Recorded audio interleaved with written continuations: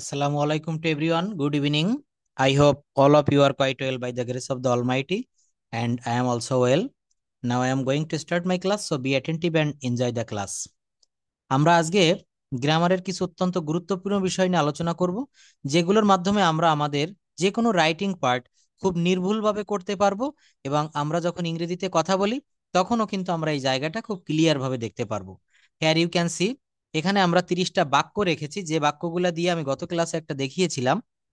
একটা বাক্য দিয়ে কিভাবে আমরা, একটা ভার্ব দিয়ে কিভাবে আমরা অনেকগুলো বাক্য তৈরি করব। তো এখানে একটা ভার্ব আমি বেছে নিয়েছি, সেটা হচ্ছে গো। 30+ sentence practice with one verb. এই জায়গাটা একটু দেখবো আমরা। আমরা ইংলিশে কিভাবে কথা বলা যায় কনভারসেশনের মাধ্যমে, আমরা সেই বিষয়টা দেখবো, যে একজন অতিথি ও সেলের ভিতরে কিভাবে কথোপকথন হচ্ছে। আমরা যখন কথা বলতে চাই, দেখবেন আমাদের প্রত্যেকটা জায়গায় প্রশ্ন করার প্রয়োজন পড়ে, কিন্তু আমরাই প্রশ্ন করতে পারি না। ডাব্লিউএইচ কোশ্চেনে আমরা খুবই দুর্বল। আরেকটা বিষয় হচ্ছে যে আমাদের দেখবেন কথাগুলা মনে আসে কিন্তু মুখে আসে না। আপনি বুঝতে পারছেন যে বাংলায় এই এই বলতে হবে বা এই বিষয়ে এইটা বললে ভালো হয়, কিন্তু এই কথাগুলো আমরা মুখে ইংলিশে বলতে পারি না। এটার কিছু কারণ রয়েছে। এক হচ্ছে আমাদের জড়তা, দুই হচ্ছে আমরা ভোকাবুলারি জানি না, তিন হচ্ছে আমরা ভার্বের ব্যবহার জানি না, চার হচ্ছে আমরা বাক্য সাজাতে জানি না। How to make a sentence, কিভাবে একটা বাক্য সাজাতে হয়। তো এই বিষয়গুলো আমরা ধীরে ধীরে আজকের ক্লাসটিতে দেখতে থাকবো। যারা ক্লাসে যোগদান করেছেন সবাইকে অভিনন্দন। ক্লাসটাতে আশা করি শেষ পর্যন্ত থাকবেন। দেখেন এখানে আমি প্রথমে এটা দিয়ে শুরু করি, যে একটু ভার্ব থেকে দেখাই। হুম, গত ক্লাসে আমরা ভার্ব শিখছিলাম। তো একটা ছিল হচ্ছে পজিটিভ ভার্ব। পজিটিভ ভার্বের অর্থ হচ্ছে, জাস্ট ওয়েট এ মিনিট।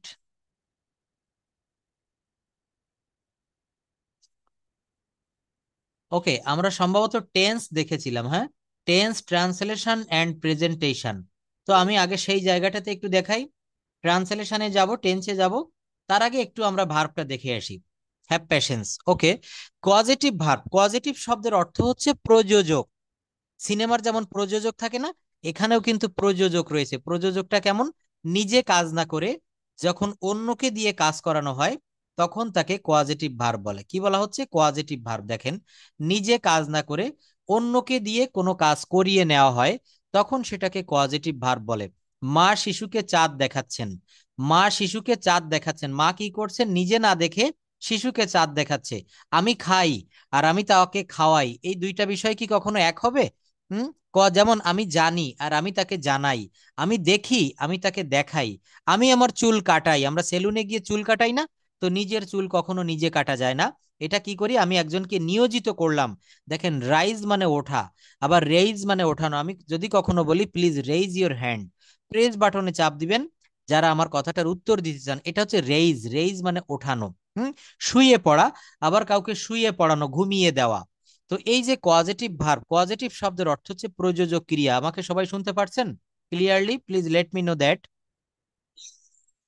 ওকে, হ্যাঁ, থ্যাংক ইউ। তো জায়গাটা হচ্ছে মা শিশুকে চাঁদ দেখাচ্ছেন। দেখবেন আমরা কিন্তু পজিটিভ ভার্বের একটা ডিটেইলস ক্লাস রয়েছে, সেটাতে যখন দেখবো তখন আমরা এটা বুঝতে পারবো।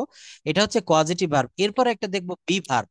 এই গ্রামারে আমি গত ক্লাসে উল্লেখ করেছিলাম যে দেখবেন জুতার নিচে সোল থাকে, তাই না? সোল মানে হচ্ছে কি?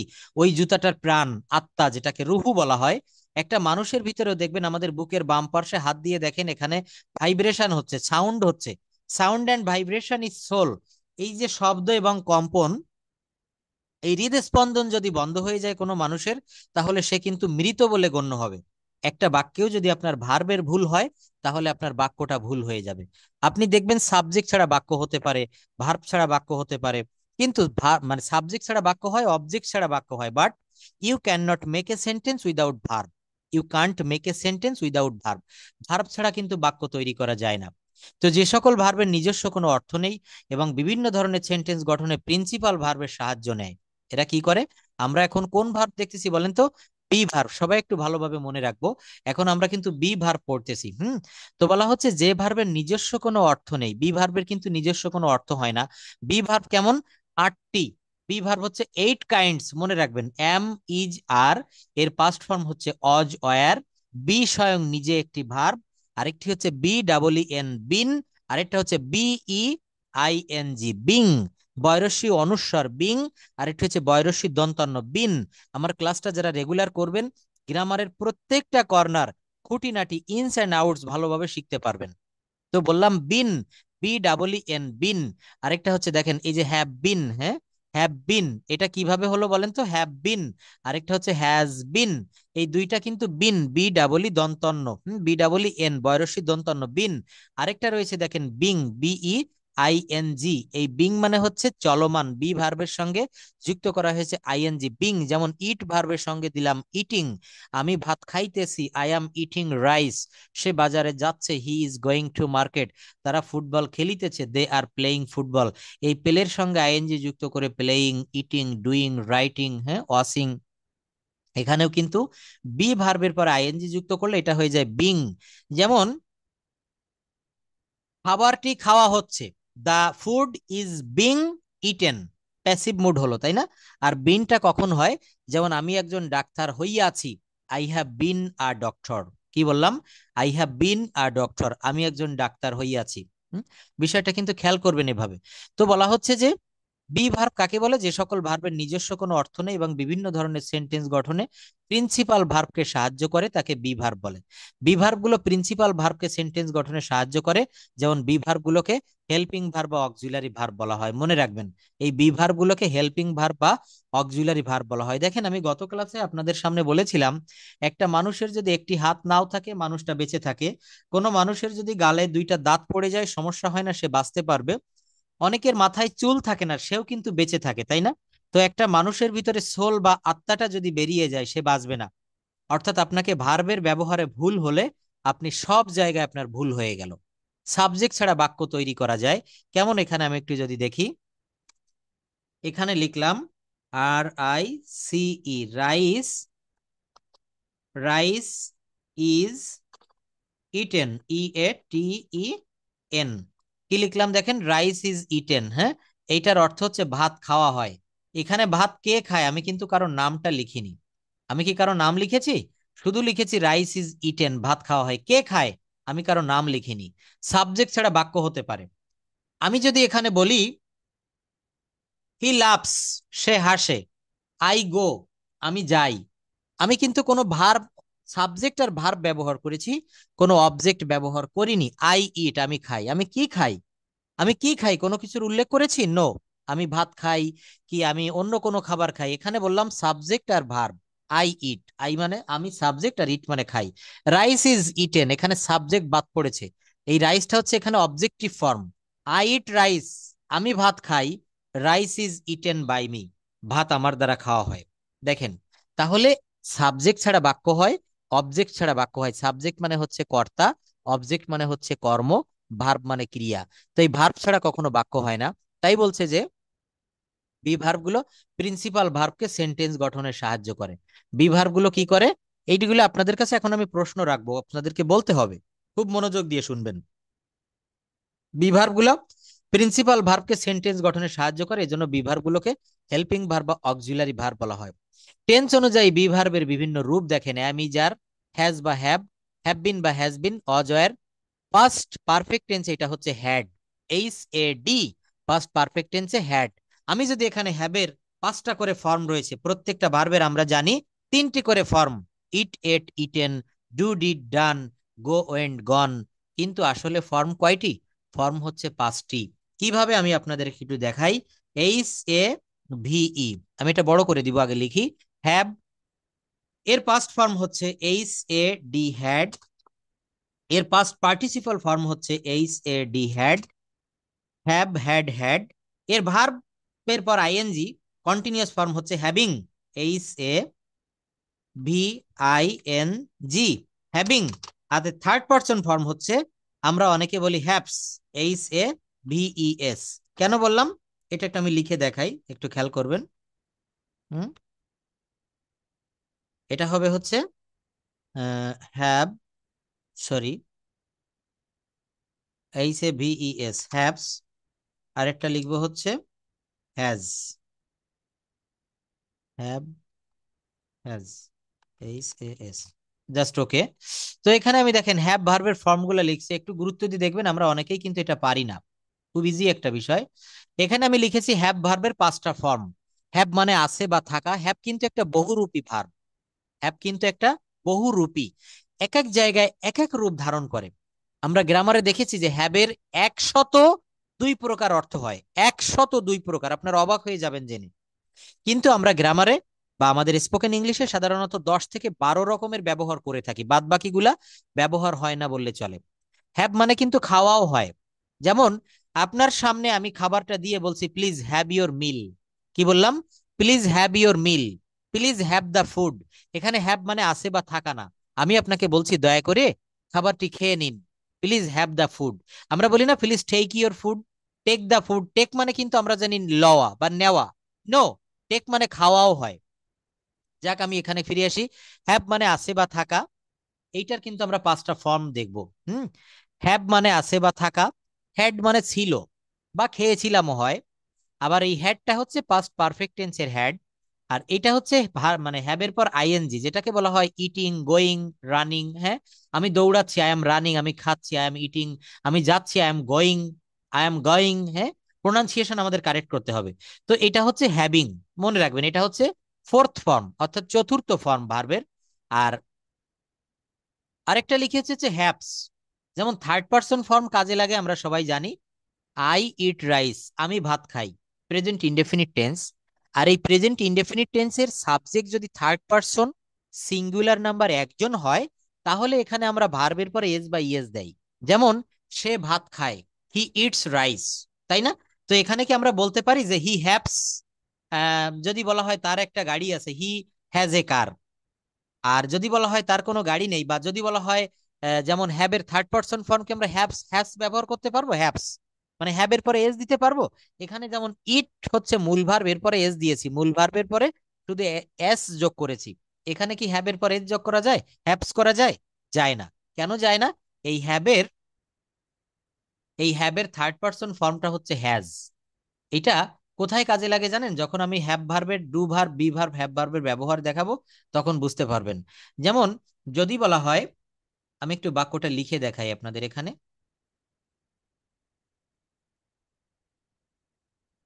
হি, H A S, he has a C A R. এই বাক্যটার অর্থ হচ্ছে তার একটি গাড়ি আছে। আচ্ছা, এটাকে যদি আমি প্রশ্নবোধক করি তখন বাক্যটা কি হয়? তার কি একটি গাড়ি আছে? তার কি একটি গাড়ি আছে, তখন কি হবে? D O E S, does he have, H A V E, have a C A R. কি বললাম দেখেন, বলছে হি হ্যাজ এ কার। ভালো করে লক্ষ্য করবেন সবাই, হি হ্যাজ এ কার, তার একটা গাড়ি আছে। এইটাকে আমি যখন প্রশ্নবোধক করব, তার কি একটি গাড়ি আছে, তার কি একটি গাড়ি আছে, দেখেন বাক্যটা কি হলো। ম্যাজিকটা হচ্ছে এইখানে, এখানে লিখেছি does he have a car, does he have a car. একটা বিষয় একটু বাদ পড়ে গেছে এখানে, জাস্ট ওয়েট। ওকে, এখানে একটা নোট অফ ইন্টারোগেশন দিতে হবে, এটাও কিন্তু গ্রামারের একটা অংশ, মনে রাখবেন। আমরা যখন আইএলটিএস দিব বা আমরা যখন ফ্রি হ্যান্ড রাইটিং করব, কোনো এক্সাম দিব, তখন কিন্তু ইনস অ্যান্ড আউটস পরীক্ষায় দেখা হয়। তো প্রশ্নবোধক চিহ্নটা দিবেন সবাই। কি বলছে? ডাজ হি হ্যাভ এ কার, তার কি একটা গাড়ি আছে। প্রথম বাক্যে আমি কি লিখেছিলাম? হি হ্যাজ এ কার, তার একটা গাড়ি আছে। এখানে আমি হ্যাজ ব্যবহার করেছি, কিন্তু এখানে আমি তো দিতে পারতাম ডাজ হি হ্যাজ এ কার। এখানে হ্যাজ না দিয়ে আমি হ্যাভ দিলাম কেন? আমার প্রশ্নটা হচ্ছে এইটা। দেখেন, যদি কারো জানা থাকে সে তো জানলেন, না জানা থাকলে যাদের জানা নাই এটা খেয়াল করবেন। এখানে আমি হ্যাজ ব্যবহার করেছি, কিন্তু পরের বাক্যে আমি হ্যাভ ব্যবহার করলাম কেন? এখানে তো আমি এইভাবে লিখতে পারতাম যে ডাজ হি হ্যাজ এ কার। তো এখানে আমি হ্যাজ না দিয়ে হ্যাভ কেন দিলাম? এই কারণে দিয়েছি যে এই জায়গাটিতে, এখানে ডাজ হচ্ছে থার্ড পারসন সিঙ্গুলার নাম্বারের একটা চিহ্ন, ডাজ, ডু থেকে ডাজ ব্যবহার করা হয়েছে। এজন্য আমি ডু ভার্বের ক্লাসটা একসময় নিব কোনো একটা দিন, ডু ভার্ব, বি ভার্ব এবং হ্যাভ ভার্ব। তো ডাজ হি, এখানে যদি আমি হ্যাজ ব্যবহার করতাম, এই ডাজটা হচ্ছে থার্ড পারসনের জন্য বসেছে। আবার এখানে হ্যাজটাও কিন্তু দেখেন, হি হচ্ছে থার্ড পারসন সিঙ্গুলার নাম্বার একজন, হি। এই জন্য আমি এরপরে হ্যাজ ব্যবহার করেছি, হি হ্যাজ। হির পরে কখনো হ্যাভ হয় না, হি থার্ড পারসন, এই জন্য এখানে থার্ড পারসন হ্যাজ ব্যবহার করেছি। কিন্তু এখানে আমি যদি ডাজের পরেও হ্যাজ ব্যবহার করি, বলা হচ্ছে একটা বাক্যে দুইটা থার্ড পারসন ফর্ম ব্যবহার করা যায় না। এই জন্য এই ডাজ হচ্ছে থার্ড পারসনের জন্য বসেছে। আর এই হ্যাভটা কিন্তু আমি আবার বেস ফর্মে নিয়ে এসেছি, ডাজ হি হ্যাভ এ কার, তার কি একটি গাড়ি আছে। এখানে কিন্তু হ্যাজ দেওয়া যাবে না। হ্যাজ দিলে বাক্যটা ভুল হবে। অনেকেই কিন্তু এই জায়গাটা বুঝতেন না, খুব ক্লিয়ার ভাবে বুঝে নিবেন। এখানে ডাজ ই হ্যাজ এ কার, এটা হবে না, does he have a car. আচ্ছা, ফিউচার ইনডেফিনিট টেন্সে শ্যাল উইল, ফিউচার কন্টিনিউয়াস টেন্সে শ্যাল বি বা উইল বি। দেখেন যারা বেসিকে খুবই দুর্বল, কথা বলতে পারেন না বা গ্রামারের একেবারে ন্যূনতম বিষয়টুকুও বোঝেন না, অনেক আগে বই পড়ে রেখে দিয়েছিলেন, এখন চাকরি করছেন, বা অনেক দিন আপনি গ্রামার চর্চা করেন না, যাদের কাছে গ্রামারটা সম্পূর্ণ নূতন হয়ে গিয়েছে, তাদেরকে আমি বলবো প্রথমে টেন্স পড়বেন, সেন্টেন্স পড়বেন, প্যাসিভ ভয়েস পড়বেন, কম্পোনেন্ট অফ সেন্টেন্স পড়বেন, দেন আপনি component of sentence and last হচ্ছে প্যাসিভ ভয়েস। 4-5টা বিষয়। আর যদি আপনি বিশদভাবে জানতে চান, পার্টস অফ স্পিচটাও আপনি অবশ্যই দেখবেন। ইংলিশ গ্রামারে খুব বেশি জিনিস লাগে না কথা বলতে গেলে।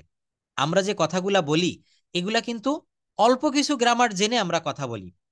একটা সমীক্ষা, একটা পরীক্ষায় দেখা গেছে যে অক্সফোর্ড ডিকশনারিতে বা বড় বড় যে ডিকশনারি গুলো রয়েছে, সামসাদ, অক্সফোর্ড, এখানে 70 থেকে 80 হাজার শব্দ আছে। তো একটা মজার ব্যাপার কি জানেন, আমরা সকাল থেকে রাত পর্যন্ত যে কথাগুলা বলি, আমরা মাত্র 2 থেকে 3 হাজার ওয়ার্ড ব্যবহার করি, এতটাও লাগে না। অনেক সময় 1,000 ওয়ার্ডের ভিতরে সীমাবদ্ধ থাকে। দেখা গেছে যে আপনি যে দিনটায় কম কথা বলেন, এই দিনে 1,000-এরও আপনি কম ওয়ার্ড ব্যবহার করেছেন। আরো একটা গুরুত্বপূর্ণ তথ্য হচ্ছে, আমরা যে কথাগুলা বলি, এই কথাগুলা কিন্তু আমরা একই কথা বারবার বলি। সকালবেলায় আমার যখন ক্ষুধা পেয়েছে, আমি বাড়িতে আমার আম্মুকে বা আমি কাউকে বললাম যে please give me some food. আমি দুপুর বেলায় ক্ষুধা লাগলে সে একই কথা বলবো, আমি রাতের বেলায় ক্ষুধা লাগলে সে একই কথা বলবো। দেখেন বেশি শব্দ ব্যবহার করা লাগে না। যখন আপনার মোবাইলে ফোন রিং বেজে ওঠে, আমরা বলি তোমার ফোন এসেছে।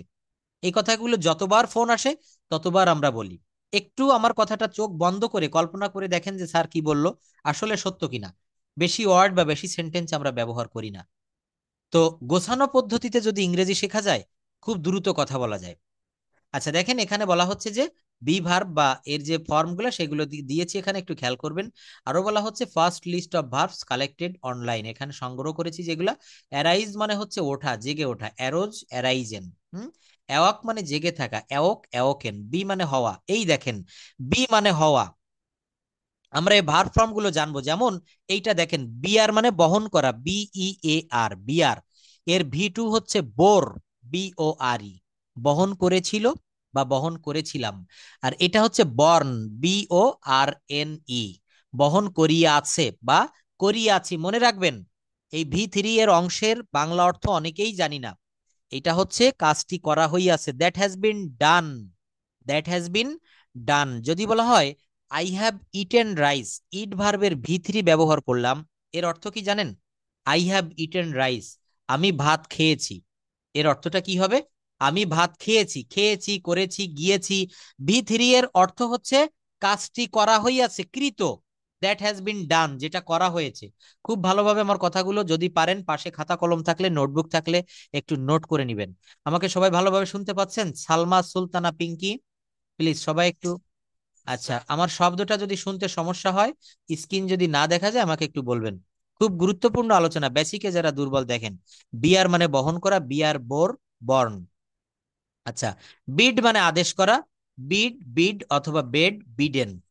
আচ্ছা দেখেন তো, এখানে যেটা দেখাতে চাচ্ছিলাম, এই বি ভার্বের পাস্ট ফর্ম হচ্ছে অজ, বি অজ, অজ বা ওয়ার বলতে পারেন।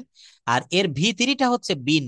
এই বিন শব্দটার প্রকৃত অর্থ আমরা অনেক জায়গায় কনফিউজড হয়ে যাই। যেমন একটা বাক্য যদি আপনাদেরকে বলি, have you ever been to Cox's Bazar, দেখবেন এমন সেন্টেন্স আপনারা অনেকেই পড়েছেন, have you ever been to Cox's Bazar. এর বাংলা অর্থটা হচ্ছে আপনি কি কখনো কক্সবাজার গিয়েছেন? তো এই বি ভার্বের, দেখেন আমি এখানে লিখেছি 3য় নাম্বারে, বি শব্দের অর্থ হওয়া। নো, বি শব্দের অর্থ হওয়া, থাকা বা আসি বা আছে। হওয়া, থাকা, আসি বা আছে। সারা জীবন যদি আপনি গ্রামার পড়েন, ইংরেজি শিখতে পারবেন না। কেন জানেন? এই গ্রামারের কোর, একেবারে শিকড়ের কথাগুলো আপনাকে জানতে হবে। একটা কথা বলে না যে অমুক বেসিকে খুব ভালো, অঙ্কের বেসিক ভালো, ইংলিশের বেসিক ভালো। বেসিক বলতে এটাই বুঝায়। বেসিক ভালো না হলে আপনি গোড়ার এই রহস্যময় কথাগুলা যদি না জানেন, কোনোদিন আপনি কথা বলতে পারবেন না। এই যে এই শব্দ, এই সেন্টেন্সটা আমিও জানতাম না, যেটা সত্য কথা। আমি রিসেন্টলি জেনেছি যে have you ever been to Cox's Bazar. জানার কিন্তু কোনো শেষ নেই। একটা মানুষ বৃদ্ধ বয়সেও দেখবেন এসএসসি এইচএসসি রেজাল্ট দিলে অনেক সময় পেপার পত্রিকায় দেখা যায় যে ছেলের সঙ্গে পিতা এসএসসি পাশ করেছে, তাই না? তো শেখার ক্ষেত্রে কখনো লজ্জা করবেন না। জীবনে তিনটা জায়গায় কখনো লজ্জা করবেন না। একটা জায়গা হচ্ছে শিক্ষকের কাছ থেকে পড়াটা বুঝে নেওয়ার সময়, দুই হচ্ছে ডাক্তারের কাছে গিয়ে রোগের বর্ণনা করার সময়। আমরা অনেক সময় যদি জটিল বা গোপন কোনো রোগ হয়, ডাক্তারের কাছে গিয়ে যদি আমরা বর্ণনা করতে শাই ফিল করি, হবে না, ডাক্তার আপনাকে সঠিক ওষুধ দিতে পারবে না। এ একটা জায়গা।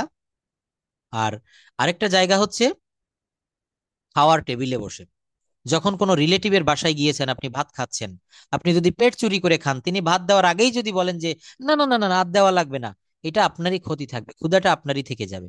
তো জীবনে এই তিনটা জায়গায় কখনো লজ্জা করবেন না। আমি কিন্তু নাম্বার দিয়ে রাখি, প্রত্যেক দিন আমি নাম্বারটা দেই।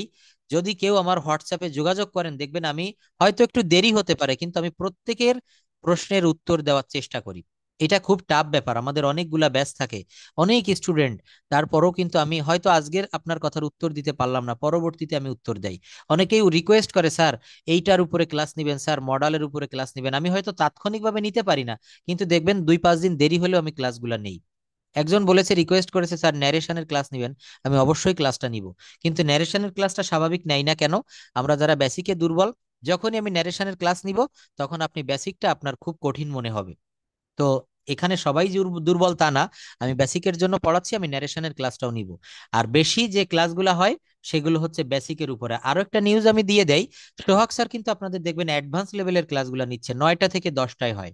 আজকে হয়তো নেয়নি, কিন্তু আপনারা ওই ক্লাসগুলো করবেন, আমার ক্লাসগুলো করবেন। এই ব্যাচে যারা ভর্তি হয়েছেন, আমি এতটুকু গ্যারান্টি দিয়ে বলতে পারি, আপনি অবশ্যই দ্রুত কথা বলতে পারবেন এবং দ্রুত ইংলিশে ফ্লুয়েন্ট হবেন। I hope and I believe it. Come to the point please. তো এখানে বলা হচ্ছিল যে been, have you ever been to Cox's Bazar? তুমি কি কখনো কক্সবাজার গিয়েছো? এখানে দেখেন, আমরা গো ওয়েন্ট গন ব্যবহার না করে আমরা বিন ব্যবহার করলাম। এটা হচ্ছে বি ভার্বের V3, অর্থাৎ বি মানে হচ্ছে হওয়া, থাকা বা আছি। তো এখানে বিন মানে হচ্ছে কি, তুমি কি কখনো কক্সবাজার থেকেছো? কক্সবাজার যেই তো আমরা চলে আসি না, তাই না? আমরা একটু দেরি করি, আমরা ঘুরে দেখি। তো এই সেই বি ভার্বের V3 দিয়ে এই বাক্যটা করা হয়েছে যে have you ever been to Cox's Bazar? তুমি কি কখনো কক্সবাজার গিয়েছো? তো এটা হচ্ছে বি ভার্বের। এখানে দেখেন অনেকগুলো ভার্ব ফর্ম দিয়েছি, এইগুলো আমাদের প্রতিনিয়ত কাজে লাগে, এই জন্য এই ভার্ব ফর্ম গুলো এখানে সাজিয়ে রেখেছি। এই শীটটা আমি দিব, আপনারা পড়বেন। বিল্ড মানে তৈরি করা, বিল্ট দেখেন BUILD। আজকে একজন প্রশ্ন করেছে যে, আমি গত ক্লাসে পড়িয়েছিলাম পার্সোনাল একটা ব্যাচে, যে আই ইট রাইস আর হি এট রাইস, ATE। এখন সে দুইটাই একই রকম মনে করেছে, ভালো করে চোখ দিয়ে পড়ে নাই, সে অন্ধকারে হয়তোবা চোখ বন্ধ করে পড়েছিল। অনেক তর্কাতর্কি করার পরে তাকে ভালোভাবে বুঝিয়ে দিলাম যে দেখেন দুইটা দুই রকম লেখা। পরে বুঝে বলছে যে হ্যাঁ হ্যাঁ স্যার, ঠিক বলেছেন ঠিক বলেছেন। এখন কথাটা আমি কোন প্রসঙ্গে বললাম, এখানে দেখেন আমি লিখেছি BUILD, ABCD, সেই চতুর্থ লেটার বা বর্ণ ডি। বিল্ড মানে তৈরি করা, শেষে একটা উচ্চারণ হবে, বিল্ড। আর এটা হবে হচ্ছে বিল্ট, BUILT। বিল্ট মানে নির্মাণ করেছিল বা করেছিলাম। আমি একটা বাড়ি তৈরি করি, I build a house, I build a house. আর আমি একটা বাড়ি তৈরি করেছিলাম, আই বিল্ট এ হাউস। কি হবে? I built a house. আরেকটা হচ্ছে বিল্ট মানে তৈরি করিয়াছি, I have built a house. আমি একটা বাড়ি তৈরি করেছি। দেখেন গ্রামারের এই ইনস এন্ড আউটস বা এই বিষয়গুলো না জানলে কথা বলা যায় না। অনেকে বলে, স্যার আমাকে 7 দিনের ভিতরে, বা বিভিন্ন ইউটিউব ফেসবুকে দেখবেন আজকাল তো বিজ্ঞাপনের অভাব নেই, অনেকে বলে মাত্র 15 দিনে কথা বলুন, 1 মাসে কথা বলুন। আসলে এগুলা হচ্ছে বুজরুক, এগুলো ভুয়া, ভিত্তিহীন, বানোয়াট কথাবার্তা। এইটা যদি হতো, তাহলে 30 দিন, 15 দিন, 1 মাসে পৃথিবীর সবাই, বাংলাদেশের সবাই ইংলিশে কথা বলার ম্যাজিকটা শিখে যেত। আসলে এগুলা হচ্ছে আপনাদেরকে ধোকাবাজি দেওয়া, এগুলো দিয়ে টাকা নেওয়া ছাড়া আর কোনো কথা না। একটা গ্রামার শিখতে গেলে দেখেন, এতদিন আমরা এখানে সবাই কিন্তু কম বয়সী, প্রায় 30+ এজ। তা আমরা এতদিন এত বয়সেও ভাষাটা শিখতে পারি না, 30 দিনে শেখা যাবে? এটা হচ্ছে সম্পূর্ণ লোভনীয় একটা কথা। আর লোভের ফাঁদে কখনো যেন আমরা পা না দেই। তো এখানে বলা হচ্ছে যে বিল্ড, হ্যাঁ, এইগুলো শিখে তারপরে কথা বলতে হবে। যদি বলা হয় আমি একটা বাড়ি তৈরি করিয়াছি, প্রেজেন্ট পারফেক্ট টেন্স, আপনি কি এই যে বিল্ড, এই V3 ফর্ম, এটা যদি আপনার পূর্ব থেকে জানা না থাকে, আপনি বাক্য তৈরি করতে পারবেন? কখনোই সম্ভব না। এই জন্য আমি বলবো যে তিনটা কথা বলছি, মনোযোগ দিয়ে শুনবেন সবাই। ভার্ব ফর্ম মুখস্থ করতে হবে। যারা এখানে নিউ লার্নার্স রয়েছেন মনে রাখবেন, লিখে রাখেন। প্রচুর পরিমাণে verb form, conjugation of verbs যেগুলো আমি এখন দেখাচ্ছি এইগুলাকে ভার্ব ফর্ম বলে। প্রচুর পরিমাণে ভার্ব ফর্ম মুখস্থ করতে হবে। আরেকটা ব্যাপার হচ্ছে আপনাকে সাবজেক্ট মুখস্থ করতে হবে। মুখস্থ মানে বুঝতে হবে কিছু সাবজেক্ট লাগবে, আই, উই, হি, সি, যে কোনো নাম, এগুলা হচ্ছে সাবজেক্ট। আপনাকে কিছু ভার্ব মুখস্থ করতে হবে। ভার্ব কি? এই সেই ভার্ব, কনজুগেশন অফ ভার্ব, এইগুলা মুখস্থ করলেই হবে। আর অবজেক্ট জানতে হবে। কি করতে হবে? অবজেক্ট। দেখেন কিভাবে যারা বাক্য তৈরি করতে পারেন না, কথা মনের ভিতরে পেটের ভিতরে থাকে কিন্তু বাইরে আসে না, কিভাবে তারা একটু করবেন দেখেন। এখানে আমি যে কোনো একটা সাবজেক্ট নিলাম, সাবজেক্ট নিয়েছি হি, সাবজেক্ট নিলাম কি? হি। আচ্ছা, যদি বলা হয় সে খায়, তখন কি হবে? সে খায়। এই বাক্যটা কিভাবে করবেন? He eats, E A T S. দেখেন, যদি বলা হয় আমি খাই, I eat, E A T, I eat. যদি বলা হয় করিম খায়, K A R I M, Karim eats, E A T S. দেখেন, এখানে যদি বলি করিম খেয়েছিল, কে এ আর আই এম, করিম এট, এ টি ই, কি হবে? করিম এট। দেখেন, করিম খেয়েছিল, তাই না? আচ্ছা, জাস্ট ওয়েট। তো এই যে লিখেছি করিম এট, তারপরে টোটাল বাক্যগুলো কি লিখলাম?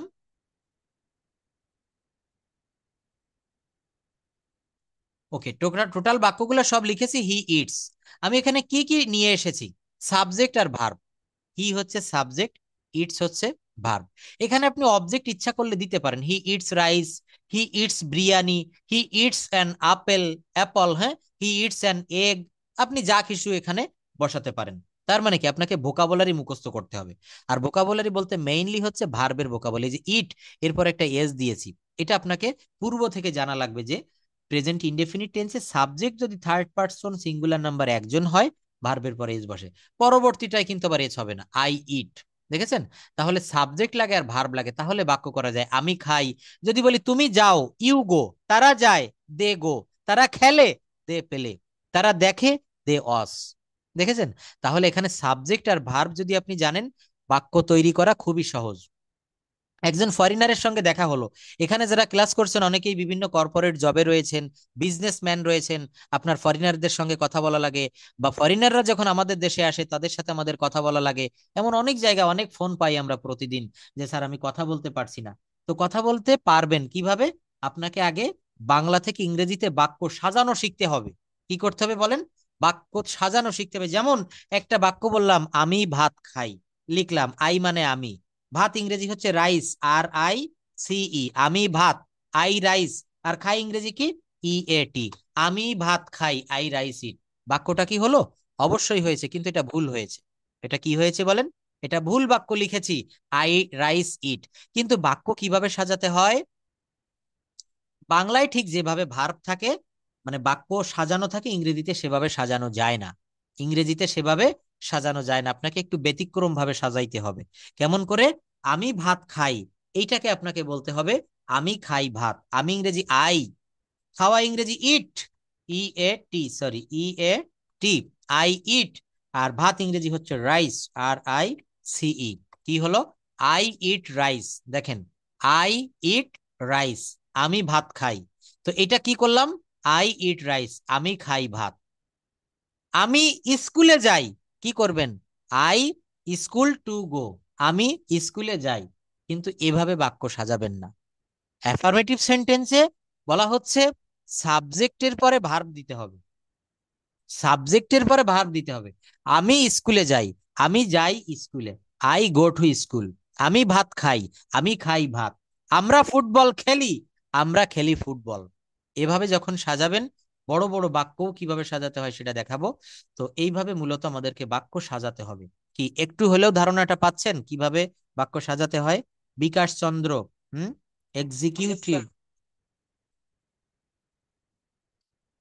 তো বেসিকের দুর্বলতাটা আগে কাটাতে হবে। আগে একতলা দিতে হবে, তারপর দোতলা, তারপর তিনতলা, তারপর 10 তলা। ঠিক আছে? স্টেপ বাই স্টেপ আমাদেরকে এগোতে হবে। তো দেখেন, যে জায়গাটা দেখাচ্ছিলাম, এই ভার্ব ফর্ম গুলো আমরা একটু ভালোভাবে দেখবো। হুম, দেখেন, এখানে রয়েছে চুজ মানে পছন্দ করা। এর ভি টু কি হয় দেখেন, কত সাবধানে শিখতে হয়। আমি কেন বললাম ইংরেজি ভাষাটা সবাই শিখতে পারি না? সবাই শেখার জন্য চেষ্টা করি কিন্তু পারি না কেন? চুজ বানানো হচ্ছে C H double O AC.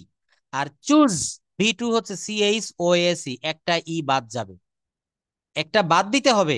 এটা অনেকে ধরে রাখতে পারে না, মনে রাখতে পারে না। এই ধরনের অনেক শব্দ রয়েছে ইংলিশ ল্যাঙ্গুয়েজে। আর এর V3টা কি? Chosen, CHOSEN। কি হবে? CHOSEN, chosen. তো যাই হোক, এখানে অনেকগুলা ভার্ব ফর্ম দিয়েছি, অনেক, মনে হয় শেষ পর্যন্ত আছে। আপনারা এটা একটু পড়বেন। হ্যাঁ, এখানে শেষ পর্যন্তই ভার্ব ফর্মটা রয়েছে। আচ্ছা, আমি গত ক্লাসে টেন্স দেখিয়েছিলাম, আমি সেখানে আবার একটু যেতে চাই, কারণ টেন্সটা আমাদের অনেকেরই সমস্যা ছিল। আচ্ছা, আজকে আমি আবার একটু কথা বলি, আপনাদের প্রশ্নে আসি এখন। টেন্সটা ভালোভাবে বুঝতে পারছিলেন না, বা যেমন পাস্ট পারফেক্ট টেন্সে সবার কম বেশি সমস্যা থাকে বা ছিল, ফিউচার পারফেক্ট টেন্সে এমন কেউ কিছু বলবেন যে টেন্সটা, কোন টেন্সটা আপনি ধরতে পারেন না, কোন জায়গার ক্রিয়াটা আপনি বুঝতে পারেন না? যে পাস্ট ইনডেফিনিট আর পাস্ট কন্টিনিউয়াস প্রায় আমরা কিন্তু একরকম করে ফেলি।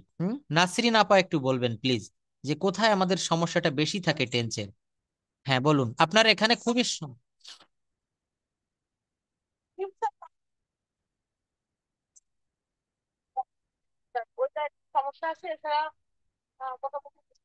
অসংখ্য ধন্যবাদ। ফিউচার পারফেক্ট এবং পারফেক্ট কন্টিনিউয়াস। আর কেউ কিছু বলবেন? নাসরিন আপা আমাদের একজন নিয়মিত স্টুডেন্ট, উনি বলেছেন যে ফিউচার পারফেক্ট এবং পারফেক্ট কন্টিনিউয়াস। অন্য কেউ কিছু বলবেন? সামিয়া আক্তার, বিউটি খিসা, বলুন। বিভাস বিশ্বাস, বলুন। হুম।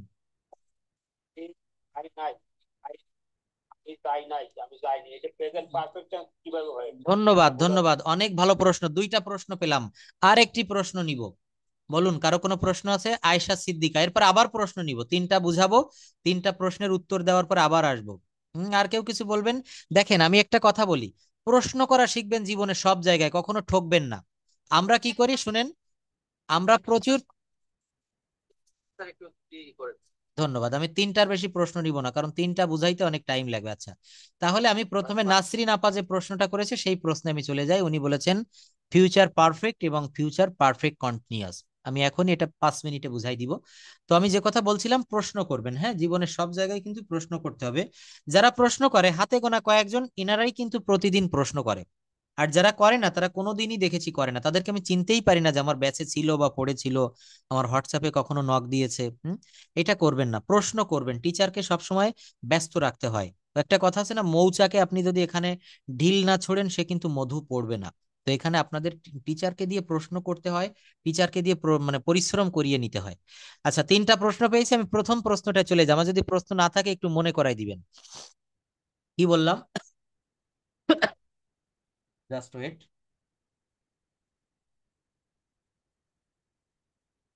ওকে, ফিউচার পারফেক্ট টেন্স, দেখেন এই যে জায়গাটা, তাই না? আর তার আগে আমি একটু বলি, এই যে ফিউচার পারফেক্ট টেন্স, আমি হয়তো আপনারা অনেকেই আমার এই কথাটা শুনতে পাননি যে 12টা টেন্সের ভিতরে মাত্র 7টা টেন্স যদি আপনি ভালোভাবে জানেন, কি বলেছি, ভালোভাবে জানেন, এমনি এমনি জানা যাবে না, খুব ভালো করে জানতে হবে, তাহলে কিন্তু আপনি ল্যাঙ্গুয়েজটায় এক্সপার্ট হতে পারবেন। আর বাদ বাকি যে 5টা টেন্স, যেমন এই যে নাসরিন আপা বলেছে স্যার ফিউচার পারফেক্ট আর ফিউচার পারফেক্ট কন্টিনিউয়াস, এই টেন্সগুলো আমাদের তেমন কোনো কাজে লাগে না। তারপরও এগুলো আমি আপনাদের শিখাবো, কেননা আপনারা যদি এখান থেকে কেউ কখনো ইংলিশ কাউকে পড়াতে চান, টিচার হতে চান, আপনাকে অবশ্যই অবশ্যই প্রত্যেকটা বিষয় ভালো করে জানতে হবে। তো ক্লাসে যারা রয়েছেন, আমি একটা বিষয় দেখেছি, এখন এটা কি আপনাদের সমস্যা না আমারই সমস্যা বুঝতে পারি না, আমি মনে হয় ভালো পড়াইতে পারি না। এখন রয়েছে 90 জন, ক্লাস যখন শেষ করি তখন দেখি 65, 60 এমন থাকে, 30-40 জন আউট হয়ে যায়। এটা করবেন না প্লিজ, একটু ধৈর্য ধরে আমার ক্লাসগুলো করবেন। অনিচ্ছা সত্ত্বেও হলেও, দেখবেন তেতো জিনিস আমাদের খাইতে ইচ্ছা করে না, করলা, তাই না? উচ্ছে যেটাকে বলা হয়, কিন্তু এটা শরীরের জন্য ডাক্তাররা বলছে সব থেকে উপকারী। এই গ্রামার, এই কথাগুলো একটু শুনবেন, আপনার কাজে না লাগলেও আপনার পরবর্তী জেনারেশনের এগুলো কাজে লাগবে। একটা ভাষা শেখা একটা সম্পদ ক্রয় করার মতো সমতুল্য, একই কথা। তো ফিউচার পারফেক্ট টেন্সের বাংলাটা হচ্ছে পুরাঘটিত ভবিষ্যৎকাল। ফিউচার পারফেক্ট টেন্স এমন কোনো কাজকে বোঝায় যা ভবিষ্যতের কোনো সময়ে ঘটে থাকবে। এমন একটা বাক্য বলবো যেটা বললে ভবিষ্যতে সেই কাজটা অলরেডি হয়ে থাকবে। একটা উদাহরণ দেই, আমি কবিতাটি লিখে থাকবো। কি লিখলাম? আমি কবিতাটি লিখে থাকবো। একটা এক্সাম্পল দিব, সেটা দিয়েই ভালো করে বুঝতে পারবেন। তো কখন লিখে থাকবো? আপনাকে আমি বলছি যে আগামীকাল বিকাল 5টার আগে নাসরিন আপাকে বলছি যে আপনি কবিতাটা লিখে কমপ্লিট করে রাখবেন, অর্থাৎ ভবিষ্যৎকালে কাজটি শেষ করে মানে কমপ্লিট করে রাখতে হবে, এমন একটা ভাব বোঝাবে যে ফিউচার পারফেক্ট টেন্স এমন কোনো কাজকে বোঝায় যা ভবিষ্যৎ সময়ে ঘটে থাকবে। কি বলছে? ভবিষ্যৎ সময়ে ঘটে থাকবে। প্রেজেন্ট পারফেক্ট টেন্স কেমন হয়? একটু আগে শেষ হয়েছে কিন্তু তার ফল এখনো বিদ্যমান আছে। আমি কাজটি করিয়াছি, তারা ফুটবল খেলিয়াছে, সে মাছ ধরিয়াছে বা ধরেছে, খেলেছে।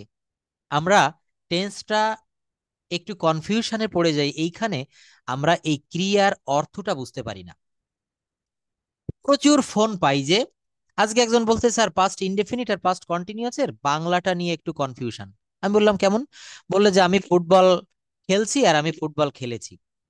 তো এটা খুব ভালোভাবে বুঝতে হবে। তো আমি ওদিকে যাব না, সময় লাগবে। এখানে বলা হচ্ছে ফিউচার পারফেক্ট টেন্স ভবিষ্যতে কোনো কাজ হয়ে থাকবে বা ঘটে থাকবে। আচ্ছা, এর দুইটা ফর্ম হয়। একটা হচ্ছে সাধারণ নিয়মে লিখেছি, আমি কবিতাটি লিখে থাকব, এটা সাধু ভাষায় বলা যায় আমি কবিতাটি লিখিয়া থাকব। আচ্ছা, এখানে আরেকটা বিষয় আছে দেখেন, তুমি আসার আগে আমি বক্তব্যটা দিয়ে থাকব। আচ্ছা, আমি কিন্তু খুব স্লো কথা বলে একেবারে মানে প্রাইমারি লেভেলের স্টুডেন্টদেরকে যেভাবে আমি পড়াই সেভাবে বুঝাচ্ছি আপনাদের সুবিধার্থে। দ্রুত কথা বলে চলে গেলে আপনারা বুঝবেন না, আমি ব্যাখ্যা দিয়ে দিয়ে যাচ্ছি। দেখেন, একটা হচ্ছে জেনারেল ফিউচার পারফেক্ট, এটা প্রত্যেকটা জায়গায় থাকে except present perfect tense. Past perfect টেন্সে আগে পরে দিয়ে করা যায়, আবার সাধারণ পাস্ট পারফেক্ট করা যায়। কথা বলতে কিন্তু অনেক কষ্ট হয়, প্লিজ কেউ মনোযোগ অন্যদিকে দিবেন না, আমি বারবার অনুরোধ করছি, প্লিজ একটু আমাকে শুনুন, আপনি বুঝতে পারবেন। খুব ক্রিটিক্যাল একটা জায়গা। এই পারফেক্ট টেন্সটা অনেক টিচাররা ওইভাবে পড়াতে চায় না। ওই যে আমি বললাম না, অনেকে বলে 7টা টেন্স লাগবে, তাই বলে পারফেক্ট টেন্স আর পড়াই ওটা বাদ দিয়ে দেয়। কিন্তু দেখেন আমি কষ্ট করে বুঝাচ্ছি, একটু একবার শিখে নেন, পরবর্তীতে কাউকে শিখাতে পারবেন। কি বললাম? একটা হচ্ছে সাধারণ ফিউচার পারফেক্ট, আমি কবিতাটি লিখিয়া থাকবো, এই হচ্ছে একটা, এখানে কোনো আগে বা পরে নেই। আর অন্য একটা ভাবে করা যায়, সেটা হচ্ছে তুমি আসার আগে আমি বক্তব্যটা দিয়ে থাকবো। দুইটা কাজ হচ্ছে, তুমি বাড়িতে আসতেছো বা তুমি অফিসে ঢুকতেছো, তার আগে আমি বক্তব্য দিয়ে সারলাম, দুইটা কাজ হলো। এটাও কিন্তু ফিউচার পারফেক্ট, আগে পরে দিয়ে থাকে। তো এখানে দুইটা রুল থাকে, বলা হচ্ছে subject plus will have plus past participle form plus extension. এই নিয়মটা হবে এই প্রথম নিয়মটার জন্য, প্রথম সেন্টেন্সের জন্য এই নিয়মটা হবে subject plus will have plus past participle plus extension. যেমন দেখেন, আই হচ্ছে সাবজেক্ট, এরপরে উইল হ্যাভ বসেছে, এরপরে ভার্বের past participle form write, wrote, written, সেই রিটেন বসেছে, I will have written the poem. মনে রাখবেন, কোনো কোনো বাক্যের ভিতরে হ্যাভ যদি থাকে, হ্যাজ যদি থাকে, হ্যাড যদি থাকে, ভার্বের ভিতরি হয়। তো এখানে উইল হ্যাভ আছে, এখানে কি আছে বলেন? Will have. কি আছে? Will have. এই জন্য এখানে কিন্তু রিটেন বসেছে, হ্যাবের কারণে ভিতরি, I will have written the poem. আশা করি সবাই বুঝতে পেরেছেন, এটা হচ্ছে সাধারণ ফিউচার পারফেক্ট।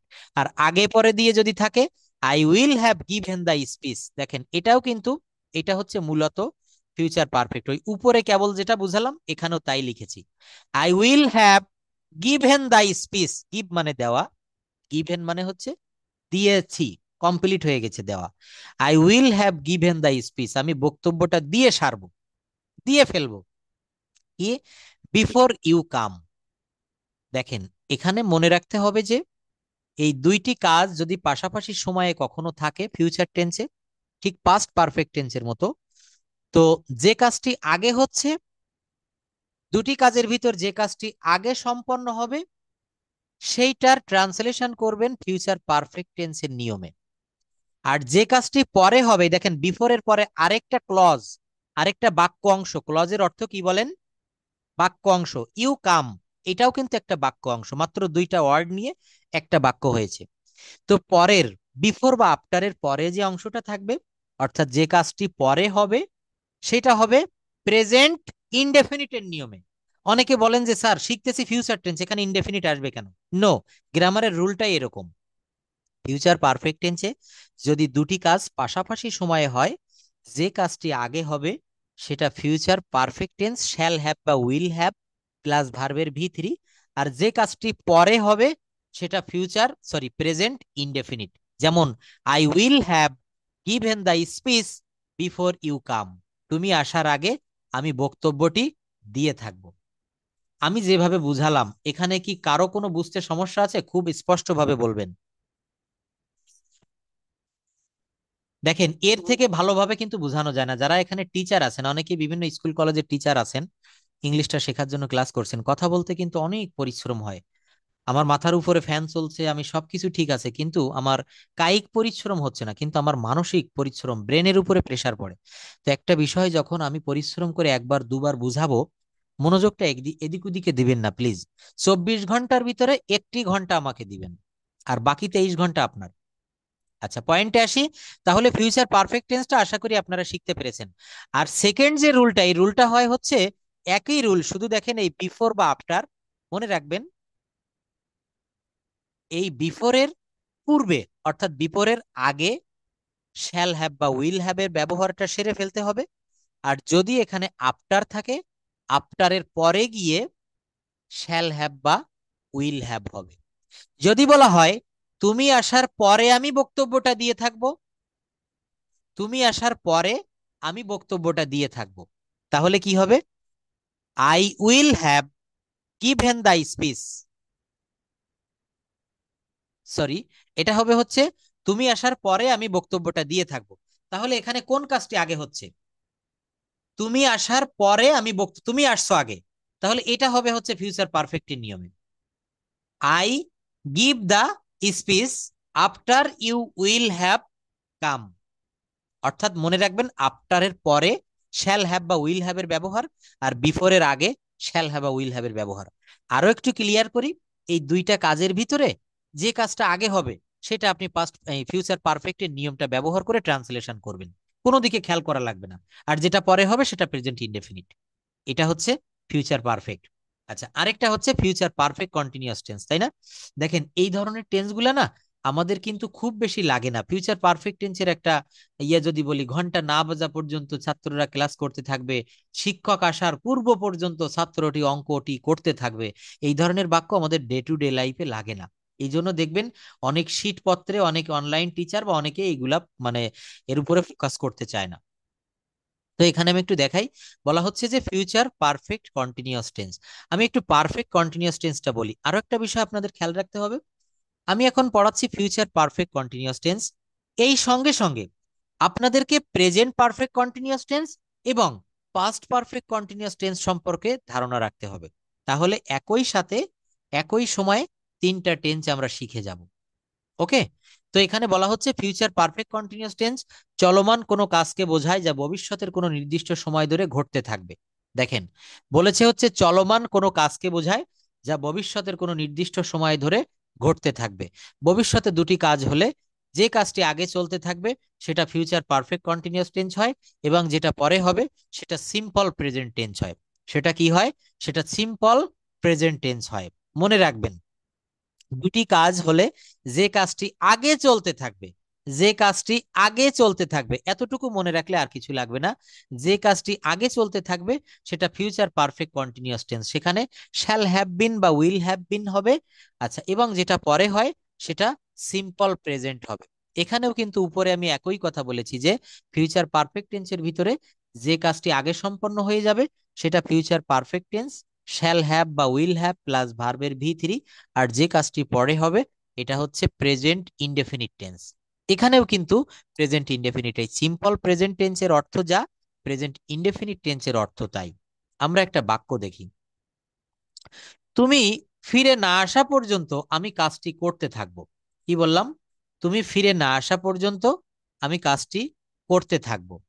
তো দেখেন, এখানে একটা আগে সাধারণ ফিউচার পারফেক্ট কন্টিনিউয়াস টেন্স দেখাই। যেমন আমরা কাজটি করতে থাকবো, কি হবে? We will have been doing the work. আমরা জানি কন্টিনিউয়াস টেন্স মানেই ভার্বের পর আইএনজি, হোক সেটা প্রেজেন্ট কন্টিনিউয়াস, হোক সেটা পাস্ট কন্টিনিউয়াস, হোক সেটা ফিউচার কন্টিনিউয়াস। দেখেন, we will have been doing, এই উইল হ্যাভ বিন এটা কেন হলো? আমরা জানি প্রেজেন্ট পারফেক্ট কন্টিনিউয়াস টেন্সেও বসে হ্যাজ বিন বা হ্যাভ বিন প্লাস ভার্বের পর আইএনজি। পাস্ট পারফেক্ট কন্টিনিউয়াস টেন্সেও হ্যাড বিন প্লাস ভার্বের পর আইএনজি। আর ফিউচার, যেহেতু এখানে ফিউচার বলা হচ্ছে, এখানে শ্যাল বা উইল কাজে লাগবে। উইল হ্যাভ বিন বা শ্যাল হ্যাভ বিন প্লাস ভার্বের পর আইএনজি। তো বলা হচ্ছে we will have been doing the work, আমরা কাজটি করতে থাকবো। এবার কি বলছে, তুমি ফিরে না আসা পর্যন্ত আমি কাজটি করতে থাকবো। তো দেখেন, এখানে যে বাক্যটি লিখেছি হুবহু সেই বাক্যটি এখানে আবার লিখলাম। কি বলা হচ্ছে, I will have been doing the work, আমি কাজটি করতে থাকবো ফিরে না আসা পর্যন্ত। এর ইংলিশ হচ্ছে আনটিল। আনটিল মানে পর্যন্ত, আনটিল ইউ রিটার্ন। এই আনটিলটা মনে করবেন একটা ব্রিজ বা একটা কালভার্ট বা একটা যাই বলেন একটা সেতু, হ্যাঁ, পদ্মা সেতু। আর এর দুই পাশে দুটো ক্লজ রয়েছে, বাক্য অংশ। তো যেটা হচ্ছে ফিউচার পারফেক্ট কন্টিনিউয়াস, সেই জায়গায় আপনি শ্যাল হ্যাভ বা উইল হ্যাভ প্লাস ভার্বের পর আইএনজি দিবেন। আর এই আনটিল বা আনলেস বা বিফোর বা আফটার যাই থাকুক না কেন, এর পরের যে ক্লজটা, এইটা প্রেজেন্ট ইনডেফিনিট টেন্সে করতে হবে। আবার বলি, তুমি ফিরে না আসা পর্যন্ত আমি কাজটি করতে থাকবো। দেখেন চলমান থাকছে, ফিউচার পারফেক্ট কন্টিনিউয়াস টেন্স, এখানে একটা কন্টিনিউয়াস আছে না, এই কন্টিনিউয়াস মানেই হচ্ছে চলমান। তাহলে I will have been doing the work, আমি কাজটি করতে থাকবো, আমার কাজটি করা চলমান থাকবে। কখন? আনটিল ইউ রিটার্ন, তুমি ফিরে না আসা পর্যন্ত। এই যে ইউ রিটার্ন, এটা হচ্ছে প্রেজেন্ট ইনডেফিনিট টেন্স। তাহলে আপনি এতটুকু শিখতে পারেন যে বলা হচ্ছে যে এখানে দুইটা কাজ চলমান থাকবে। তো দুটি কাজের ভিতরে যে কাজটি আগে চলতে থাকবে সেটা ফিউচার পারফেক্ট কন্টিনিউয়াস টেন্সের সূত্র ব্যবহার করে আপনি করবেন। আর যে কাজটি পরে হবে সেটা আপনি প্রেজেন্ট ইনডেফিনিট টেন্স বা সিম্পল প্রেজেন্ট টেন্স ব্যবহার করবেন। দেখেন, একটা রুল একবারে মুখস্থ হয় না, মাথার ভিতরে যায় না। আর এগুলা অত্যন্ত ক্রিটিক্যাল বিষয়। দেখেন আমাদের কত বয়স হয়েছে, আমরা এতদিন সারা জীবন চলে গেল শিখতে পারলাম না। আর 2-1 মিনিটে কি শেখা যায়, এটা আশা করা কি ঠিক? তবে আমি যেভাবে বুঝালাম, যদি কেউ বুঝতে পেরেছেন ভালো। আর যদি কারো সমস্যা থাকে, আমি তো প্রত্যেকদিন ক্লাস রেকর্ড আমার শিটগুলো আমি গ্রুপে দিয়ে দেই, এখান থেকে একটু দেখে নিবেন। আচ্ছা, দ্বিতীয় নাম্বারের একটা প্রশ্ন একজন করেছিলেন, আমার মনে আছে খুব ভালোভাবে। এখানে প্রশ্নটা ঠিক এভাবে করেছিলেন, যেমন, জাস্ট ওয়েট,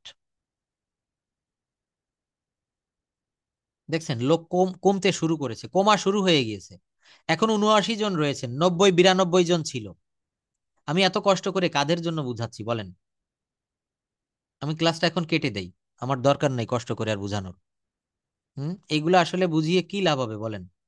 যারা চলে যাচ্ছে আসলে ক্লাসটা তারা মনে হয় মামার বাড়ি বেড়াতে আসার মতো আসেন, ঠিক কিনা বলেন? আমার মনে হয় ঠিক। আচ্ছা, যাই হোক, একজন প্রশ্ন করেছেন প্রেজেন্ট পারফেক্টে, আমি চলে যাই তাহলে একটু বোঝাতে সুবিধা হবে। প্রেজেন্ট পারফেক্ট টেন্সের একটা বাক্য যদি বলি, আমি ভাত খেয়েছি। হুম, প্রেজেন্ট পারফেক্ট টেন্সের একটা বাক্য, সে কাজটি করিয়াছে অথবা সে কাজটি করেছে। তো উনি প্রশ্ন করেছিলেন এটা নেগেটিভ যদি হয়, এর বাংলাটা এমন শোনা যায় যে সে কাজটি করেনি। ভালো করে লক্ষ্য করুন, সে কাজটি করেছে, সে কাজটি করেনি, এটা নেগেটিভ বা না বোধক। এর প্রশ্নবোধক হবে সে কি কাজটি করেছে। আর এর প্রশ্ন না বোধক নেগেটিভ ইন্টারোগেটিভ হবে সে কি কাজটি করেনি, সে কি কাজটি করেনি। দেখেন কি বললাম, সে কাজটি করেছে অ্যাফার্মেটিভ, সে কাজটি করেনি নেগেটিভ। যেমন এই বাক্যটা দেখেন, আমি কলা খাইনি। এইটা দিয়ে উদাহরণ দেই, আমি কি করেছি, আমি কলা খেয়েছি। আর এর নেগেটিভ বললেন আমি কলা খাইনি, এর ইংলিশটা কি হবে, আই হ্যাভ নট ইটেন দা বানানা। এখন ইংলিশটা আমাদের প্রশ্ন না, যে প্রশ্ন করেছিলেন তার প্রশ্ন ছিল বাংলাটা নিয়ে, আমি কলা খাইনি। এটা হচ্ছে প্রেজেন্ট পারফেক্ট টেন্সের একটা নেগেটিভ বাক্য, আমি কলা খাইনি। আর পাস্ট ইনডেফিনিটের একটা বাক্য যদি বলি, আমি কলা খেয়েছিলাম, আমি কলা খেয়েছিলাম। এইটারও নেগেটিভ কিন্তু প্রেজেন্ট পারফেক্ট টেন্সের নেগেটিভের মতো একই হবে বাংলাটা, আমি কলা খেয়েছিলাম, এর নেগেটিভ হবে আমি কলা খাইনি। আরো একটা জায়গা রয়েছে দেখেন, পাস্ট পারফেক্ট টেন্স, এইটারও নেগেটিভ এই যে দুইটা বললাম এদের মতো হবে, আমি কলা খাইনি, আমি কলা খাইনি। আমি এই বাক্যগুলা একটু লিখে দেখাই প্লিজ, একটু ধৈর্য ধরবেন। এখানে যদি একটু লিখি, প্রেজেন্ট পারফেক্ট টেন্সের একটা নেগেটিভ, দেখেন I have not eaten the banana, এটা আর লিখলাম না, যেটা যেহেতু এখানে এটা দেওয়া আছে একটু খেয়াল করবেন, আমি কলা খাইনি। আচ্ছা, পাস্ট ইনডেফিনিট টেন্সের বাক্যটা কি? আমি কলা খেয়েছিলাম, আই এট দ্য ব্যানানা, আমি কলাটি খেয়েছিলাম। আর এর নেগেটিভ কি হবে? নেগেটিভ হবে, সরি ইংলিশটা আসছে না, এখানে আসবে, এর ইংলিশটা আসবে I did not, I did not, did এর পরে ভার্বের present form, I did not eat, E A T, eat T H E, the B A N A N A, কি হবে? আই ডিড নট, দেখেন ইসে সেন্টেন্সটা কি লিখলাম, আই ডিড নট ইট দা বানানা, আমি কলা খাইনি। আর এর পাস্ট পারফেক্ট টেন্সটাও কিন্তু নেগেটিভটা একই রকম হবে, I had not, I had not eaten the banana. অর্থাৎ প্রেজেন্ট পারফেক্ট টেন্সের এতটুকু মনে রাখবেন, প্রেজেন্ট পারফেক্ট টেন্সের একটা নেগেটিভ বাক্যের অর্থ যা দিবে বাংলা অর্থ, পাস্ট ইনডেফিনিট টেন্সের একটা বাংলা বাক্যের অর্থ ঠিক তাই হবে, একই রকম শুনতে হবে। আর পাস্ট পারফেক্ট টেন্সেরও তাই হবে। প্রেজেন্ট পারফেক্ট টেন্সের একটা বাক্য আমি কলা খেয়েছি, এর নেগেটিভ হবে আমি কলা খাইনি। পাস্ট ইনডেফিনিট টেন্সের একটা বাক্য আমি কলাটি খেয়েছিলাম, এর নেগেটিভ হবে আমি কলা খাইনি। আর পাস্ট পারফেক্ট টেন্সে আমি কলা খেয়েছিলাম, এর নেগেটিভ হবে আমি কলা খাইনি। অর্থাৎ তিনটা টেন্সের নেগেটিভ বাক্য এর বাংলা একই রকম শুনতে হবে, একই রকম শুনতে হবে। আচ্ছা, তাহলে টেন্স নিয়ে আমি আর বেশি কথা বলবো না, টেন্সটা যদি আবারও কালকে প্রয়োজন হয় আমি এই টেন্সটিতে আসবো। তবে আপনাদের হোমওয়ার্ক থাকবে এই টেন্স রিলেটেড, আমি যে টেন্স শিখিয়েছি কতটা শিখাতে পারলাম, আপনারা এখানে এই বাক্যগুলো একটু করবেন। গোলাপের গন্ধ মিষ্টি, একেবারে সহজ সরল বাক্য, এইটা আমরা পারবো। সবাই একটু চেষ্টা করবেন, হ্যাঁ এগুলা করবেন। আমার এই নাম্বার দিয়ে রেখেছি তো, এখানে পাঠাবেন। দেখেন, যদি কোনো বাধ্যবাধকতা না থাকে, কোনো মানুষ কিন্তু কোনো কাজ করে না। যারা এখানে চাকরি করেন, সকালে ফোনে অ্যালার্ম সেট করে রাখেন যে আমাকে উঠতেই হবে, আমাকে অফিসে যেতেই হবে। যারা বিজনেসম্যান, আপনার যদি কোনো বড় দোকান বা ব্যবসা বাণিজ্য থেকে থাকে, আপনার নির্দিষ্ট একটা টাইমে দোকান খুলতে হয়, এখানে একটা চাপের ভিতরে থাকতে আমি প্রতিদিন পড়া দেই। অনেকে করে, অনেকে করে না, কিন্তু যারা করবে না, লস বা ক্ষতির সম্মুখীন তারাই হবে। যারা করে অবশ্যই অবশ্যই কিছু শিখতে পারবে। একটি কথা খুব ভালোভাবে মনে রাখবেন, পরিশ্রম কখনো বিফল হয় না, কিছু না কিছু আপনাকে দিয়ে যাবেই।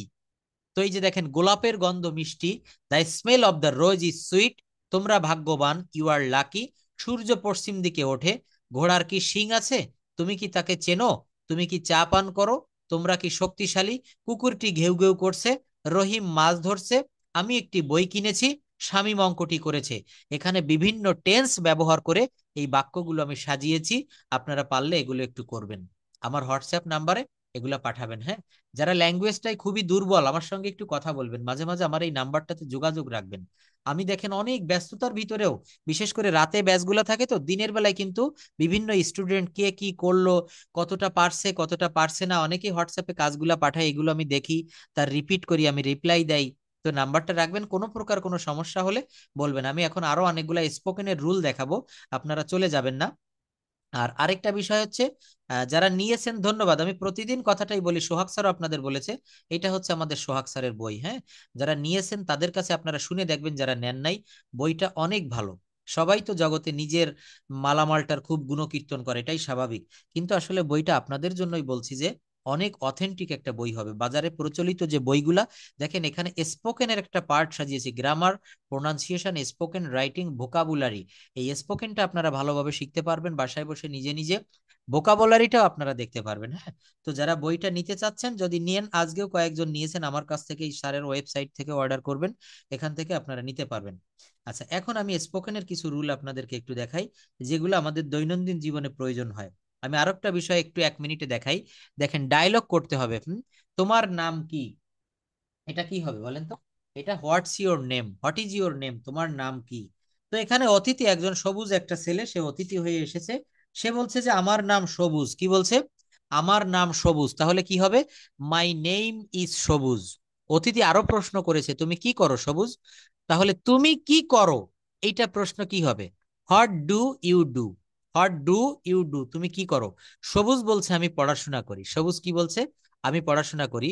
আই স্টাডি বললেও হয়, অথবা আই ডু স্টাডি। এখানে কিন্তু একটা অক্সিলারি ভার্ব দিয়েও এটা করা যায়। আচ্ছা, অতিথি বলছে তুমি কোন ক্লাসে পড়াশোনা করো? Which class do you read in, অথবা which class are you in.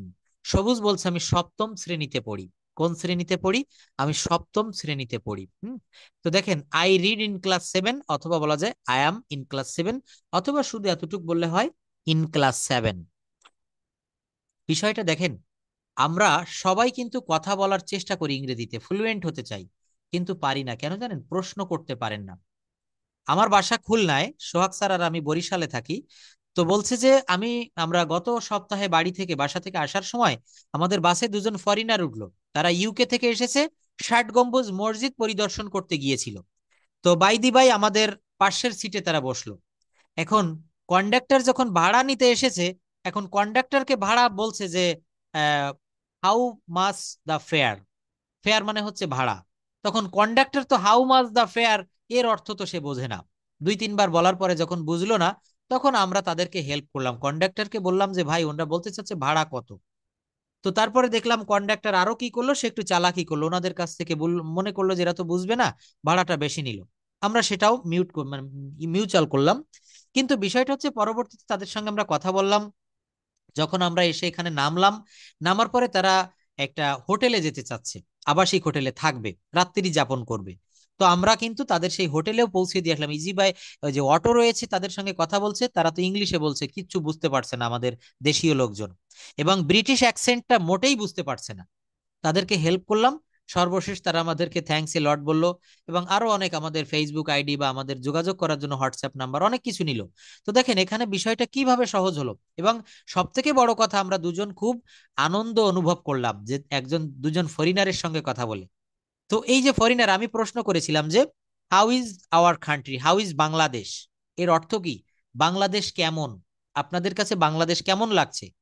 তো একজন বলেছিল Bangladesh is a beautiful country, it's very nice. আমি বলেছিলাম how is the people of Bangladesh? তো একজন উত্তর দিয়েছিল the Bangladeshi people are very frank. Frank মানে কি বলেন তো? খুব মন খোলা, দিল খোলা। তো দেখেন তাদের প্রত্যেকটা কথা আমরা বুঝতে পেরেছিলাম, আমাদের কথা, এবং শেষে তারা আমাদের সাথে হ্যান্ডশেক করলো, অনেক তাদের আইডি, আমাদের ঠিকানা দিল। এমনকি তারা এখনো দেশে রয়েছে, যোগাযোগ করে আমাদের সঙ্গে। তো এখানেও কিন্তু আপনারা একটা জব পেতে পারেন। এই যে দেখেন সারা দেশ ঘুরে বেড়াচ্ছে, তাদের কিন্তু একজন দোভাষী প্রয়োজন হয়। আমি বাংলাও পারি, আমি ইংলিশেও পারি। অনেকে দেখবেন ইংলিশ ল্যাঙ্গুয়েজটা শিখে ইন্টারপ্রিটার বলে। বিশেষ করে 5 স্টার মানের যে হোটেলগুলোতে, এখানে ইন্টারপ্রিটার লাগে, যখন তারা বিভিন্ন জায়গায় ভ্রমণে যায় তখন লাগে। তো মেইন যে বিষয়টা, আমি সেখানে আসি, প্রশ্ন করতে হবে। আমি একজনকে প্রশ্ন করেছিলাম যে how is our country, how is Bangladesh. তারপর আমি বলেছিলাম যে why have you come to Bangladesh? তো বলেছিলেন টু ভিজিট, টু ভিজিট। তো ওদের উচ্চারণে বললো টু ভিজিট, অর্থাৎ আমরা ভিজিট করতে এসেছি। আপনাকে মেইন যে মেসেজটা আমি দিতে চাচ্ছি, আপনাকে প্রশ্ন করা শিখতে হবে। তুমি এই স্কুলে কবে থেকে পড়ছো? সবুজ বলছে আমি এই স্কুলে 2 বছর ধরে পড়ছি। তোমার বাড়ি থেকে স্কুল কত দূরে? অতিথি আর সবুজের ভিতরে ডায়লগ, এই ডায়লগ কনভারসেশনটা আমাদেরকে খুব করে প্র্যাকটিস করতে হবে। এটা যারা পারবে তারা কিন্তু দ্রুত ইংরেজিতে কথা বলতে পারবে। দেখেন এখানে আমি ছোট্ট একটা ডায়লগ দেখাই আপনাদেরকে। বলা হচ্ছে যে আপনি দোকানে গিয়েছেন কোনো কিছু কিনতে, তো দোকানদারকে বলছেন যে এই জিনিসটা কি ভালো নাকি পচা? তো পচা ইংরেজি কি হবে? রোটেন। এটা কি পচা? Is it rotten? Is this rotten? Shopkeeper আপনাকে বলছে না এটা পচা না। No, it's not rotten. কি বললো? No, it's not rotten. আপনি তাকে আরো প্রশ্ন করলেন এটা কি সস্তা? দামটা আপনি জানেন না। বললেন ইজ দিস চিপ? চিপ মানে হচ্ছে সস্তা। তো শপকিপার আপনাকে কি বলছে? Yes, it's cheap. দেখেন ইট ইজ চিপ না বলে এখানে শর্ট ফর্ম, কথা বলতে গেলে শর্ট ফর্মটা বেশি ব্যবহার করা হয়। Yes, it's cheap. হ্যাঁ, এটা সস্তা। এটা কি তাজা? Is this fresh? তিনি বলছেন হ্যাঁ এটা তাজা, ইট ইজ ফ্রেশ। এবার দেখেন এই প্রশ্নটা আমাদের প্রত্যেকের লাগে, এটা কত? আপনি দোকানে গিয়ে একটা ড্রেস বা একটা 3 পিস বা একটা শার্ট, যে কোনো জিনিস পছন্দ করেছেন, দোকানিকে আপনি বলছেন হাউ মাচ ইজ দিস? মনে রাখবেন এই সেন্টেন্সটা আগামীকাল থেকে এগুলো ব্যবহার করবেন। How much is this? এটা কত করে?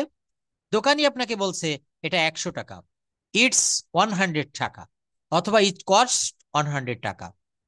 এটাকে আমদানি করা, ইজ দিস ইম্পোর্টেড নাকি আমাদের দেশীয়? আপনি তাকে প্রশ্ন করছেন, এখন দেখবেন সুপার শপে পৃথিবীর বিভিন্ন দেশের দ্রব্য পাওয়া যায়, তো বলছে এটাকে আমদানি করা, ইজ দিস ইম্পোর্টেড, না এটা স্থানীয় পণ্য, no it's a local product. দেখবেন যারা বিভিন্ন জবের জন্য পরীক্ষা দিচ্ছেন, রিটেনে টেকার পর আমাদের ভাইবা ফেস করতে হয়, তাই না? আমাদের ইন্টারভিউ দিতে হয়, সেখানে কিন্তু স্যার আপনাকে প্রশ্ন করে, আপনাকে উত্তর দিতে হয়। আপনি যদি প্রশ্ন না জানেন উত্তর কেমন করে দিবেন? এই যে একটা প্রশ্ন করেছি আপনাকে, আপনি প্রশ্ন করেছেন দোকানদার কাছে, হাউ মাচ ইজ দিস? মনে করেন ওই ফরিনার, ওই যে ইউকের সঙ্গে যার আমার দেখা হয়েছিল, সে একটা দোকানে ঢুকে বলছে হাউ মাচ ইজ দিস। আমাদের দেশের একজন দোকানদার, সে যদি ইংলিশ ল্যাঙ্গুয়েজটা না বোঝে, না জানে, সে তো উত্তর দিতে পারবে না, তখন বিভিন্ন ঝামেলা সৃষ্টি হবে। তো দেখেন, এইটা হচ্ছে আমাদের স্পোকেনের একটা সিস্টেম। এখানে আমি আরো একটা বিষয় আপনাদেরকে দেখাতে চাই, সেটা হচ্ছে জাস্ট এতটুক, আমরা যখন বাহিরে থেকে ভিতরে আসবো বা কোনো অনুমতি চাইবো কারো কাছে, তখন আমরা এটা ব্যবহার করব। অনুমতি চাওয়ার ক্ষেত্রে আমরা কি ব্যবহার করব? অনুমতি চাওয়ার ক্ষেত্রে আমরা এটা ব্যবহার করব, হ্যাঁ, জাস্ট ওকে,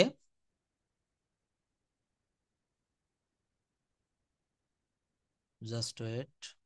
দেখেন, অনুমতি, আমি কি ভিতরে আসতে পারি? আপনি বাইরে গিয়েছেন, দরজায় দাঁড়িয়ে আপনার টিচারকে বলছেন may I come in sir? তিনি কি বলছেন? Yes, you may come. আমি কি তোমার ল্যাপটপটা ব্যবহার করতে পারি? হুম, কি বললাম? আমি কি তোমার ল্যাপটপ, মনে করেন দুজন কলিগ পাশাপাশি বসে রয়েছেন ব্যাংকে, আপনার ল্যাপটপ হঠাৎ করে নষ্ট হয়ে গিয়েছে, বলছেন যে can I use your laptop? আমি কি এখানে বসতে পারি? Could I sit here? আমি কি আপনাকে একটি প্রশ্ন করতে পারি? Can I ask you a question? আমি কি তোমার বইটি এক নজর দেখতে পারি? Can I take a look at your book? Hmm, তারপর কি বলছে? আমি এখানে ধূমপান করলে তোমার অসুবিধা হবে কি? মনে করেন একজন ধূমপান করে, তো পার্কের ভিতরে পাশে একজনের পাশে গিয়ে বসেছে, বলছে do you mind if I smoke here? আমি যদি এখানে ধূমপান করি তোমার কোনো সমস্যা হবে? এবার অনুমতিতে সাড়া দেওয়ার ক্ষেত্রে কি বলা হয়? Yes you can. হ্যাঁ, তুমি ধূমপান করতে পারো, আপনি ধূমপান করতে পারেন, ইয়েস ইউ ক্যান। অথবা ইউ মে। চালিয়ে যাও, মনে করেন কেউ একটা কাজ করছে, আপনি বলছেন চালিয়ে যাও, গো অ্যাহেড। হ্যাঁ অবশ্যই, ইয়েস, অফকোর্স, কোনো সমস্যা নেই, নো প্রবলেম, দয়া করে নির্দ্বিধায় এটি করুন, please do it feel here, do it feel here. তারপর দেখেন, এখানে বলছে ইংরেজিতে প্রস্তাব দিবেন কাউকে, আপনি কফি খাবেন, চা খাবেন, কাজটি করবেন, আমার সঙ্গে সেখানে যাবেন, এই ধরনের কথা অনেক সময় বলার প্রয়োজন পড়ে। আপনি কি কিছু পান করবেন? আপনি কি কিছু পান করবেন? এটা কিভাবে বলবো? Would you like something to drink? এই শব্দগুলো আপনারা কথা বলার ফাঁকে ফাঁকে ব্যবহার করবেন। দেখবেন যারা বিদেশ থেকে আমাদের দেশে আসে, তারা কথার ভিতরে ঘন ঘন ইংরেজি বলে, খেয়াল করবেন যদি কারো রিলেটিভ থেকে থাকে এমন। তো আপনাকেও কিন্তু আপনার কথা বলার ফাঁকে ইংরেজিটা ওয়ার্ডগুলো ব্যবহার করতে হবে। আপনি কি আরেক কাপ কফি খাবেন? Do you like another cup of coffee? Juice হলে কেমন হয়? How about a juice? তুমি কি চাও এটা আমি কিনি? Do you want me to take over? তুমি কি আমার সাথে ঘুরতে যাবে? Will you go for hang out with me? অথবা will you go out for me with me? তুমি কি কিছু ফল খাবে? Would you like to have some fruits? দেখেন, এখানে হ্যাভ মানে কিন্তু খাওয়া, হ্যাভ মানে এখানে আছে বা পাওয়া না, হ্যাভ মানে এখানে কি বলেন? খাওয়া। তো এই স্পোকেনের ছোট ছোট রুলগুলা আপনারা প্র্যাকটিস করবেন এবং কথা বলার ভিতরে এইগুলো একটু ব্যবহার করবেন।